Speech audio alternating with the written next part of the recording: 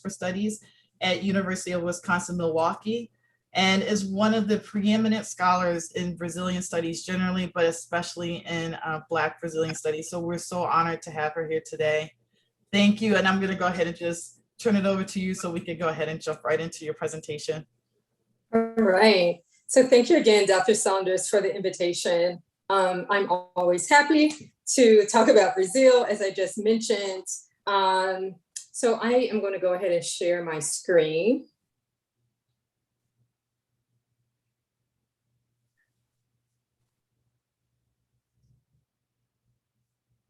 And you all can still hear me, right? Yeah. Okay, great. Okay, so as mentioned, the title is Theorizing Black-Linked Fate, Perspectives from Brazil. And as I mentioned very briefly before we started, I really want to focus more on what is going on in Brazil today that leads me to conclude or to think that there has been an increase in this concept of Black-linked fate today, largely due to a lot of the discourse coming from Black movement activists, cultural groups, and Black culture in general. So I want to open this up by talking about this concept of Black-linked fate or Black group identity, which is different than just kind of an individual's Black identity. So Michael Dawson is the one who came up with the concept of Black-linked fate, and he focused on the context in the United States. So he was focused on African Americans. And the question was, does Black economic polarization in the United States lead to less Black group identity or Black-linked fate? So that's the ideal that if you have polarization between, for example, high income and low income African Americans, there were a number of scholars such as William Julius Wilson during this time period. His book, Michael Dawson's book, came out in 1994. So there was a question about, well, maybe higher income Black people have very different ways of seeing the world, political opinions than, for example, low income Black Americans. So there were competing theses. One is based on race, the other based on class. So for example, are high income Black people, are their experiences totally different simply due to their class? And then on the other hand, there's the argument that maybe even having a high income or having a high level of education, perhaps high income and highly educated Black people have similar experiences as low income Black people due to their race. So those were the two competing theses. And when Michael Dawson talks about Black-linked fate, in his work, he asked the question, do you think what happens to African Americans or to Blacks affects you? So that's the survey question that he's using to look at this concept of Black-linked fate. Again, the question was about the division between the Black poor and those more economically well off, and whether that created a class divide so that African Americans would act in their class interests rather than racial interests. Even though his book came out in 1994, people still have this question. And of course, what you can see, Vincent Hutchings, Ishmael White, lots of Black political scientists look at this question in the United States, and they find that African Americans, regardless of class, largely think about support for certain policies, social policies, in terms of their racial experiences. So you see some divergence, but still people largely think in terms of the group. I wanted to just pull this up so that, there won't be this big disjuncture between what was going on in the 1990s and today. So this is an article, I think it's called the The 10 Myths of Black Wealth or something like that by Sandy Darity and some other economists. And this is one of the findings. Moreover, on average, a Black household with a college-educated head has less wealth than a white family whose head of household did not even obtain a high school diploma. So this is in the United States. It takes a postgraduate education for a Black family to have comparable levels of wealth to a white household with some college education or an associate degree. The reason I wanted to point this out is that it shows that even Black people in the United States with, very high levels of education, they still have lower levels of wealth. And why is that? It's due to race. So even when people, say, oh, we think there's, this economic polarization among Black people, the real polarization is among Blacks and whites. And especially in terms of how people's wealth, their wealth outcomes, right? And even their income outcomes, but especially for wealth. So even, highly educated Black people are not doing as well as their white counterparts.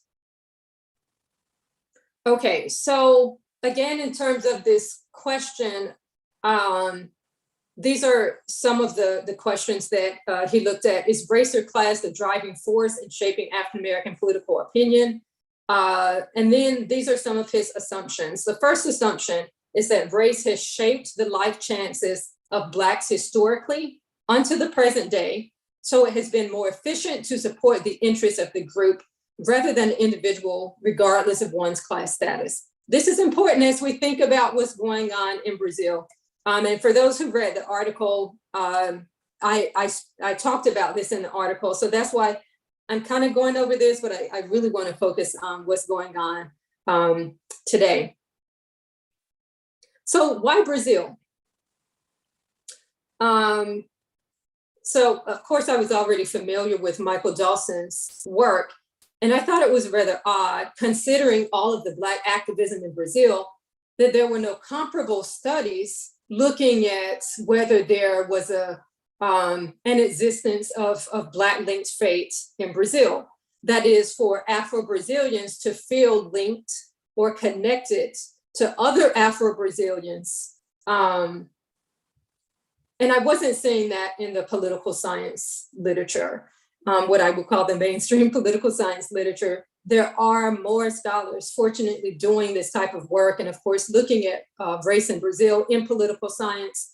But in terms of the political opinion work, I just didn't see anyone doing this type of work. And a lot of times when I would bring out the question, political scientists would say, oh, race works different in Brazil. So, that's not a question that would even be appropriate for Brazil.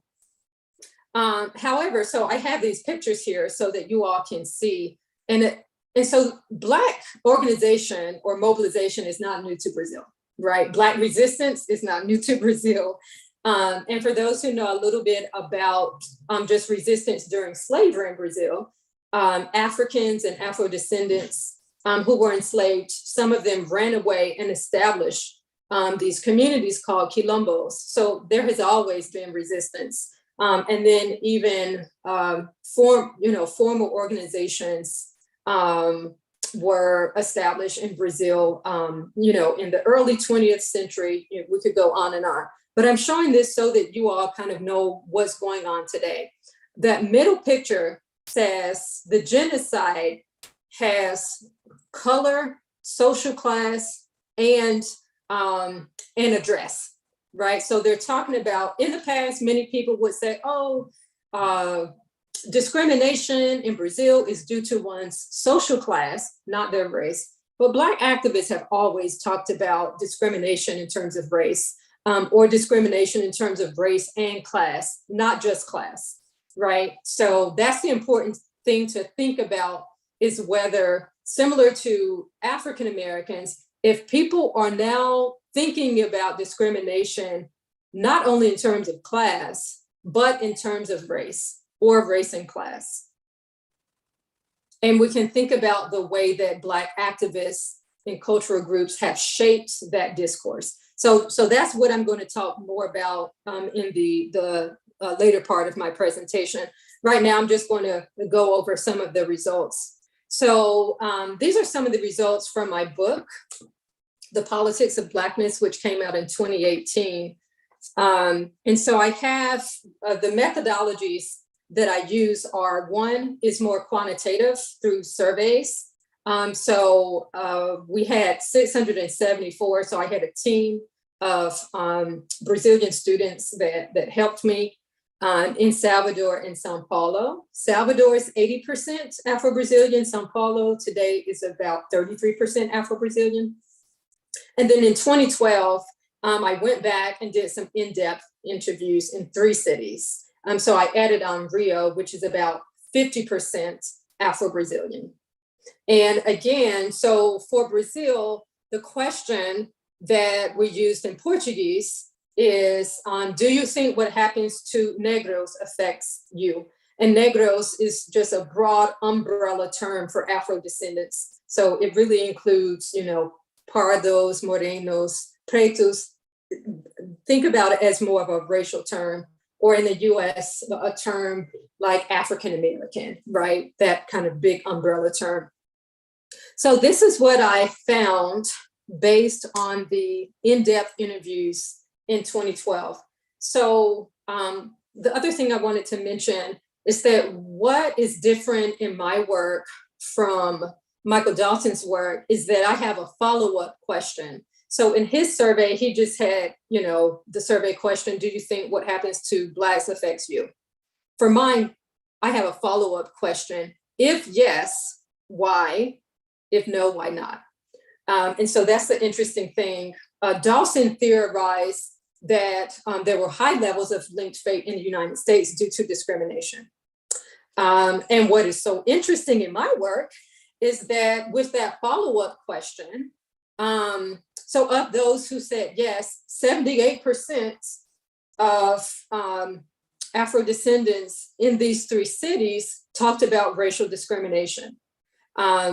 And then 12.5% said yes, and that it was due to people suffering. They didn't necessarily talk about race. They just said, yes, they feel what happens to Blacks affects them due to suffering. And then 9.5% said basically that they feel linked to Blacks because they feel like they serve as a role model.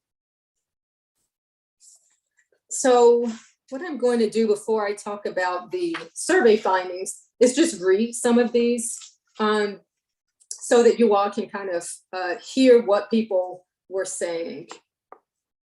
What happens to Negros affects me because sometimes when you go to get a job, there is someone prettier with straight hair. Instead of calling you, they, the employer, call the straight-haired person with lighter skin. Understand? They tell you to wait, and when they do not call you, this is very difficult. So in Brazil, when people say pretty, when they say straight hair, they're talking about white people. And here's another one. So that respondent was from Rio. She was 35 years old. This is a 21-year-old light-skinned college student, negra college student in Rio. And she says, yes, I believe what happens to Negros affects me because of discrimination. I don't know. It is discrimination. This is in the workplace. You can have a good application, but the white will get the job. The Negro will not get the job because of their color. And then I'm going to read one more. I think it affects me. What happens with others affects me. No one is exempt from this. In employment, there's preference for whites, but they know they need a Negro. However, if a Negro enters a store, they will see that if there is a Negro working in the store, they do not have Negro characteristics. They might be Negro, but have white characteristics. They will not hire someone with African features. So again, these, and in the book, I have lots of other quotes. But what you can see here, which is different from if we were talking about Brazil maybe 50, 60 years ago, people are explicitly talking about race, and they are explicitly saying that the discrimination is against negros, Black people, in favor of white people. And like I said, in the past, much of the discourse would have been, oh yeah, there's discrimination against poor people. But some of these people, as I mentioned, are college students. There was one who was she had her PhD. So highly educated people. And they're talking about it in terms of race, not class. Talking about discrimination in terms of race, not class. Okay, so actually before I go there, let me talk a little bit about the survey results, which will be more of what you all read about. And so what I found for the survey of those 674 respondents in Salvador and Sao Paulo, 82% of respondents in the sample have a sense of Negro-linked fate. This is extremely high, again, considering what mainstream political scientists would have debated and said just doesn't exist in Brazil, right? Like I said, 30, 40 years ago, people, would have said, why are you even looking at this question? Or even when I was, in graduate school in the early 2000s. So what I want to focus more on today, so what you all saw is research that basically stopped around 2012. There has been even more Black mobilization in Brazil. And the reason this is so important to focus on is that Black activists shape discourse. And we can even think about social media. People who may not even consider themselves an activist, but they may have a YouTube channel, an Instagram, a TikTok, where they embrace Blackness and Africanness. And by doing that, they are shaping the discourse of Blackness in society, and also making people more aware and conscious of what discrimination is. So this is still, you can still go to Brazil and have people tell you there's no discrimination. And that is just, that if there is discrimination, it's because, oh, well, how are you dressed? So this is normally the thing that people will tell me if I tell them about an experience I had of discrimination in Brazil. The first thing they will say is, how were you dressed? Because in their mind, discrimination is based on social class, not on the fact that, perhaps the person who discriminated against me discriminated because of my skin color, not because of how I'm dressed. So on the left, on my screen is on the left, there's a picture of Abdias do Nascimento, who passed away, but was a long time and remains a very famous Black movement activist. He was also a politician, he was also a scholar, but he, for a very long time, since the 70s, talked about racial discrimination in Brazil and explicitly called it a genocide in terms of how the society really wanted Black people to disappear through miscegenation and then just, through inequality. Leila Gonzalez is also very well known. She was a Black feminist, also a scholar, also an activist. And then there's this group, Iriaye, based in Salvador, the city I mentioned before, this 80% Afro-Brazilian. This group started in 1978, and it's a Carnival group, but they also do some social work in Salvador. The reason this group started is due to the fact that Black people were not allowed in carnivals. They were excluded. And many groups, would say that people were too dark, so they couldn't be in the group. And so that's how this group started. And so again, the reason that I'm highlighting these people, this group, is to make the point that Black people, including activists, scholars, cultural groups, have shaped the discourse of what discrimination is in Brazil. And my argument is that they continue to shape this, to shape the discourse, which is why compared to what I found in 2006 and 2012.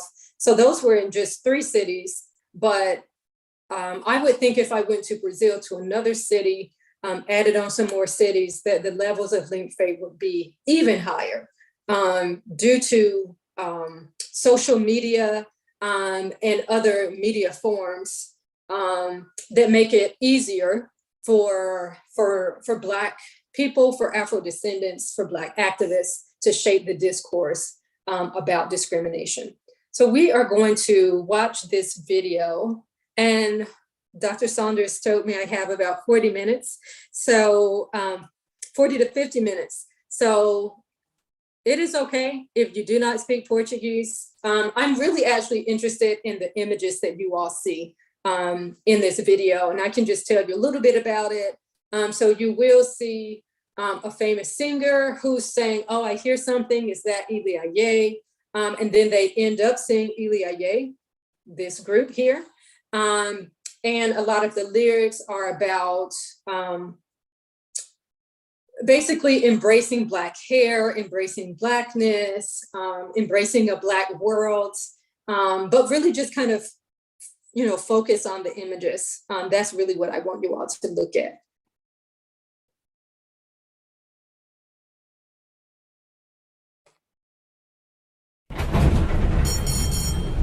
Baía de Todos os Santos, a segunda maior baía do mundo, dizem. Tenho certeza que um dia será a primeira. Aqui passou piratas, colombos, iemanjás, só celebridade.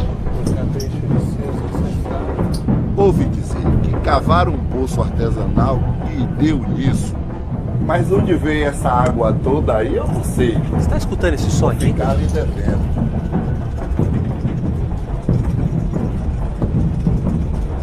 Você tá ouvindo, cara, esse barulho? Tá sentindo essa tremida aqui? Aí é o Ilê, pai. Borradão. Ilê aí? Hoje terra vai tremer. Hoje terra vai tremer. Vulcão da Bahia é tambor de leaiê. Vulcão da Bahia é tambor de leaiê. Hoje terra vai tremer. Hoje terra vai tremer. Vulcão da Bahia é tambor de leaiê. Vulcão da Bahia é tambor de leaiê. Onda tora na pedra, a pedra não segura mar. Quem segura mar é lua, num agrado pra Iemanjá. Liberdade é um bairro que a alma quer visitar. Lave a boca, limpe os pés na pisa que for levar. Somos crioulo doido, somos bem legal. Temos cabelo duro, somos black power. Somos crioulo doido, somos bem legal. Temos cabelo duro, somos black power. Que bloco é esse? Eu quero saber. É o mundo negro que viemos mostrar pra você. Pra você, que bloco é esse? Eu quero saber. É o mundo negro que viemos mostrar pra você. Branco, se você soubesse o valor que o preto tem, tu tomavas banho de piche pra ficar negrão também. Eu não te ensino a minha malandragem, nem tampouco minha filosofia, não. Quem dá luz a cego e tem gala branca é Santa Luzia. Que bloco é esse? Eu quero saber.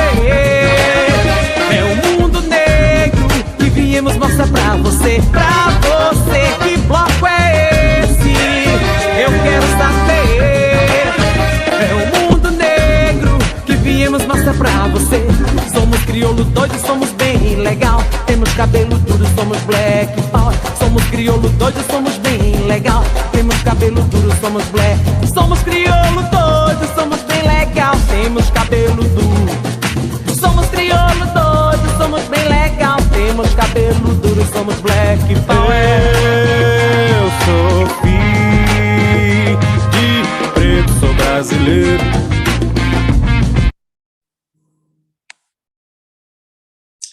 Okay.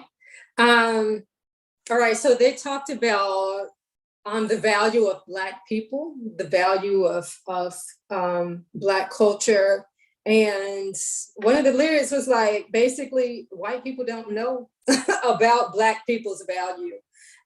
So again, think about the images we saw, right? So normally when people think about Brazil, they think about racially mixed people and things like that. But you saw a lot of dark-skinned people in this video. And for them, it's a source of pride. It's not a bad thing to be a dark-skinned person. It's not bad to be Black. Okay. So again, that is why I really want to talk about kind of a crystallization of Black group identity today, or even, we can think about, like I said earlier, has there been an increase in Black group identity? And I just also want to emphasize that I'm not talking about individuals, right? So I'm not talking about if Afro-Brazilians individually think about themselves as Black or things like that.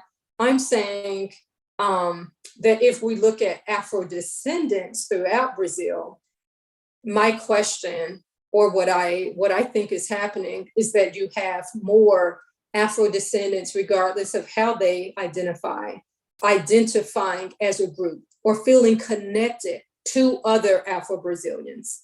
And perhaps similar to the United States, where high-income African-Americans may feel like their life chances are still shaped by race. Perhaps there's the same thing in Brazil. Perhaps even high-income and low-income Afro-Brazilians feel like their life chances are shaped by their race, not simply their class, right?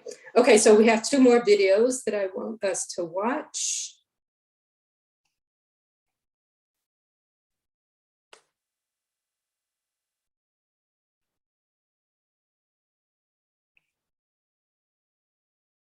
Oh, sorry.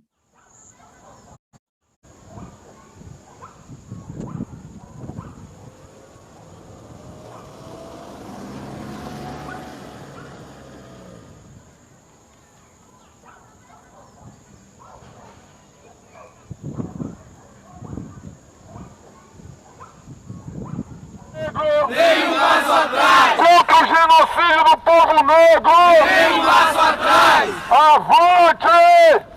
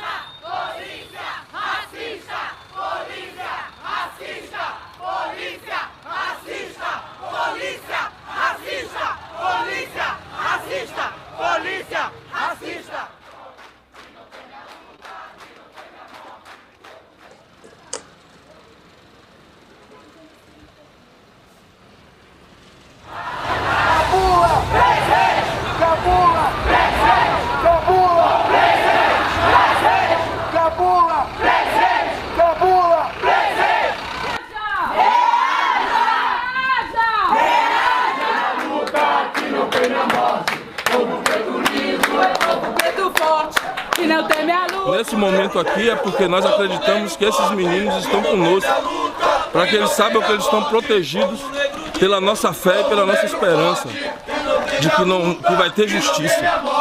Chegamos.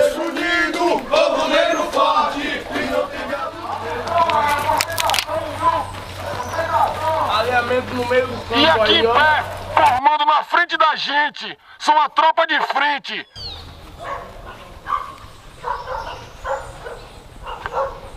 Bruno! Presente! Adriano! Presente! Natanael! Presente! Kaique! Presente! Agenor! Presente! Adriano! Presente! Ever! Presente! Júnior! Presente! Alexandre! Presente! Alexandre! Presente! Presente!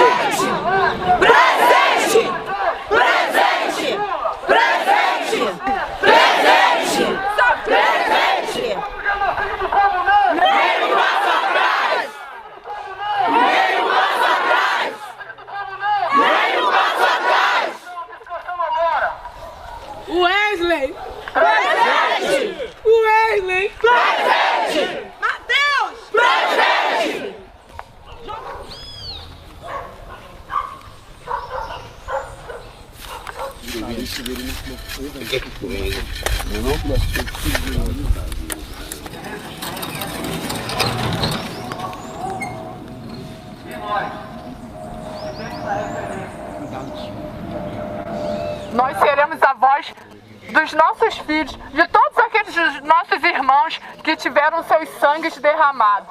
Cada lágrima que cada um de nós derramamos até hoje, essas lágrimas terão que ser pagas. O preço tem que ser muito alto. Nós não podemos dar nem um passo atrás. Não podemos deixar que isso continue. Nós temos que lutar. Nós temos que reagir.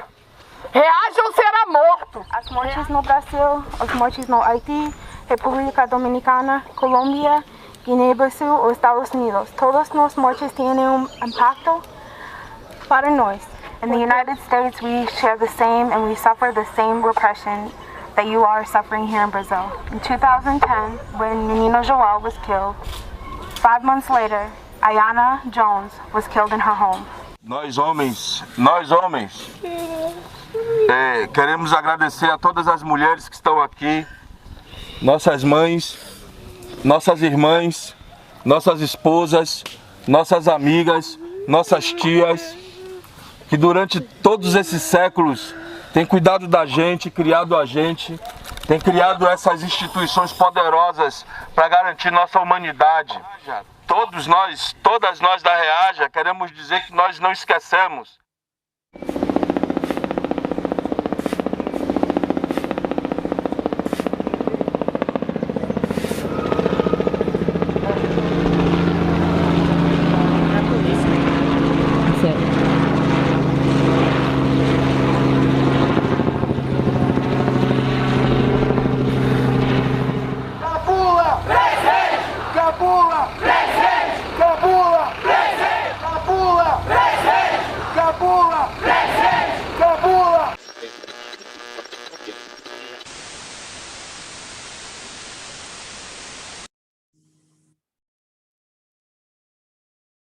Okay, so again, I know I sound like a broken record, but if you notice there, when they talked about a genocide, they didn't say a genocide of poor people, they said a genocide of Black people. Also, when they said that the police are racist, they said the police are racist, not the police are classist, right? So I'm pointing this out just to emphasize that this kind of discourse about discrimination in terms of class is different today in Brazil. Of course, people still talk about discrimination based on class, but they also talk about discrimination based on race, or discrimination based on race and class, or discrimination based on a number of other things, such as race, class, and gender, or sexuality. But the point is that race isn't left out of the picture. Okay, we're going to watch one more.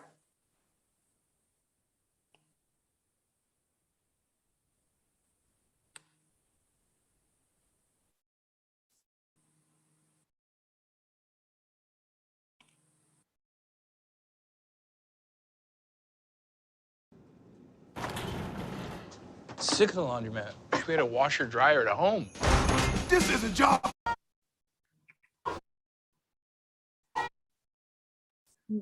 All right, let me try this one again. Okay.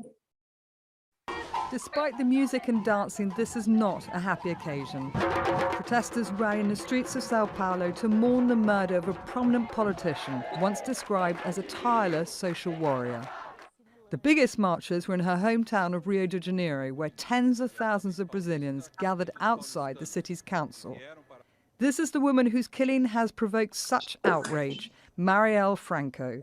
The 38-year-old councillor has become a voice for gay and black rights, as well as fighting against police violence in poor areas of the city. Police officials say she was deliberately targeted. Franco was shot 4 times in the head, and her driver was also killed. Her assistant, who was sitting in the back, survived.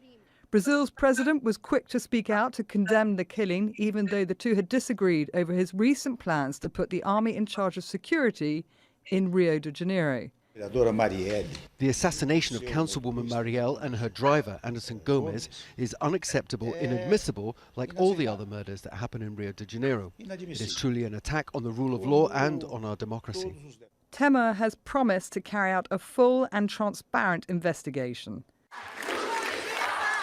The people on the streets are angry and point the finger at the authorities. There is a lot of indignation against this cowardice. They want to silence a woman who fought for rights, for justice, a poor, young black woman. We are in 2018 and the injustice carries on. That's why we gathered here today. We're tired of injustice. We want this to go not unpunished, for our friend, our colleague, our sister's death not to go unpunished, because her blood cries out. One of Franco's final posts on Twitter criticized the police killing of a young man as he was leaving church. Human rights groups say police in Rio are responsible for at least 1,000 killings last year. Hannah Hoxter, Al Jazeera.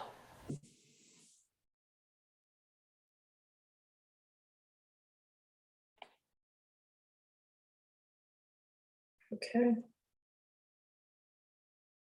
All right, I'm back. My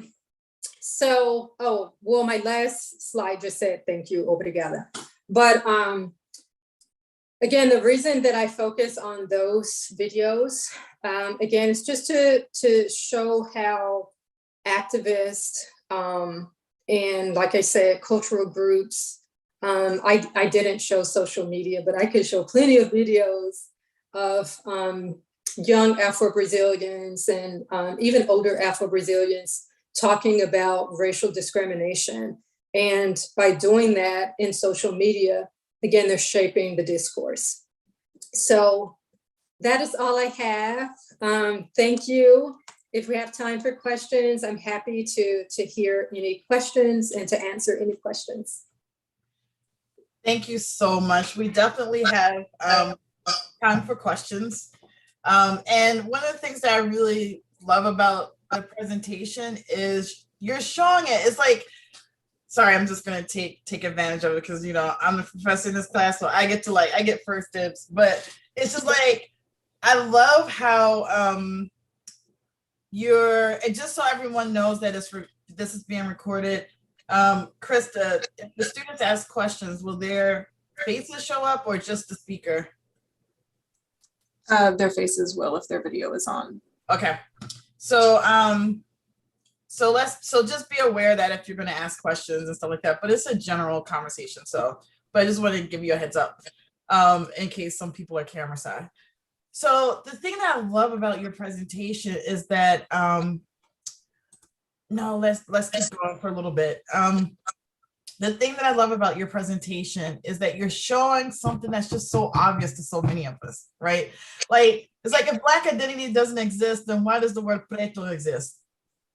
And it's just like, well, if Black identity doesn't exist, then what was the point of slavery? I mean, they knew who the Blacks were and they were trading people across borders. And so sometimes it's just like, in addition to doing really important research that names and creates the foundation for Black folks ourselves to be able to have the kind of conversations we need to have as we go through this decolonial process, to actually have maybe even a hot second just to reflect and think about what happened to us and our ancestors. Like, so while like that work is clearly like the most important thing, it's just that at the same time, it's just like you literally have to say to people like, well, I actually really am studying something real and is in your face, like literally. But sometimes I feel like people are just used to not really listening or paying attention to it. It's so true. It's so true. And I have presented so many times and people will raise their hands and they will say, oh, but when I was in Brazil, that was going downhill. So I remember I did a presentation and someone said, but when I was in Brazil, I saw people of different colors on the beach. Okay. I see that in the United States. That doesn't mean that there is no racial discrimination. And I think the other thing, which I didn't do here because they've already read the article, But right, there was this, and to a certain extent, some people still have this discourse of racial democracy, right? That, oh, we are racially mixed, so we don't have discrimination. But again, I can show you YouTube channels of young Afro-Brazilians saying, no, there is discrimination, and they talk about everything. They're like, there's discrimination because I wear my hair natural. There's discrimination, due to my physical features, all of these things related to race. But, like you just said, Dr. Summers, people still will argue that, oh, we don't see that in Brazil. And it's really because they want to hold on to this distinction between Brazil and the US. So US is the bad place where discrimination happens. But we can turn on the internet or the TV and we can see people protesting. Or not even just a protester. You can see the president of Brazil making a joke for whatever you want to say about him and his jokes. The fact that he could even make a joke shows that there exists some kind of racial thinking, right? The joke, and I'm referring to that situation, well, of the many, but the one I'm thinking of in particular is when he was joking with the making fun of the Black journalist who had an afro, and made jokes about his afro, I guess thinly veiled racial references to Blackness, and just said that his hair was a roach motel. So we can go on. And so it's just, this is something that permeates all of American society across this hemisphere because it's foundational to how all of our countries emerged. So with that, I'm going to go ahead. Would students like to go ahead and ask questions with cameras off, or just stop recording and ask questions? Which one would you prefer? Send me a message in the chat. Or just ask your question.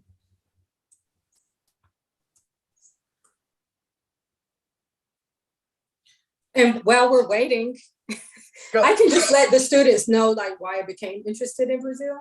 So when I was a college student at Duke, I took a class on Afro-Brazilian history and culture. And that class was phenomenal. John French taught the class. And I just, so in my head, I was already making these comparisons between what was going on in Brazil and what was going on in the US. So after I took that class, I had already been interested in Latin America, but after taking the class, I was like, oh, I know I want to do either something in Brazil or I want to study Brazil. So that's really how my interest in Brazil came about, was because of this class I took as a 19 or 20-year-old. Oh, this is awesome. That's how I got interested in Cuba too. So it's just the importance of undergraduate research. All right, we can students are really shy these days. So I'm just going to go ahead and ask Krista to stop recording so that we just can go ahead and have a discussion. So, but thank you to everyone that's watching the recorded portion. And now we'll just go ahead.